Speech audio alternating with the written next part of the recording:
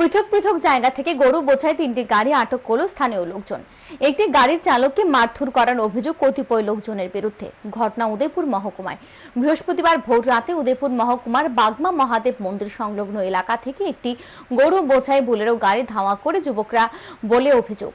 বাগমা ফাঁড়ি থানার সামনে নাকা চেক পয়েন্টে গাড়িটি দাঁড় করানো হলে গাড়িটি ভাঙচুর চালায় এবং গাড়ির চালক রাজীব হোসেনকে মারধর করা হয় বলে অভিযোগ। যদিও নাকা পয়েন্টে থাকা পুলিশ চালককে উদ্ধার করে নেয়। চালক রাজীব হোসেনকে আটক করে আরকেপুর থানায় নিয়ে যায় এবং গরু সহ বুলেরো গাড়িটি বাগমা ফাঁড়ির হেফাজতে রাখে। অন্যদিকে একই সময়ে জামঝুরি এলাকায় দুটি বুলেরো গাড়িতে মোট 10টি গরু আটক করে জনগণ। উত্তেজনা সৃষ্টি হওয়ার খবর পেয়ে সঙ্গে সঙ্গে কাকরাবন থানা পুলিশ ঘটনাস্থলে ছুটে গিয়ে গাড়ি সহ গরুগুলো নিয়ে যায় কাকরাবন থানায়। যদিও পরে পুলিশ গরু সহ গাড়ি ছেড়ে দেয়। প্রশ্ন উঠছে, অবৈধভাবে যদি গরুগুলি নিয়েও যাওয়া হয় তারপরেও কেন আইন হাতে তুলে নিল কতিপয় লোকজন? তার গাড়ি আটক করে পুলিশের হাতে তুলে দিতে পারে সেই জায়গায় চালককে আক্রমণ কেন?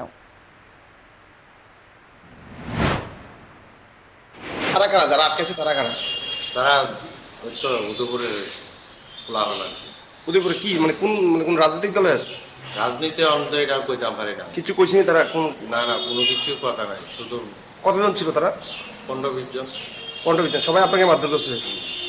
গরুগুলি কোন জায়গাতে এখন? গাড়িতে। কোন জায়গায়? বাগমা ফাঁড়িতে?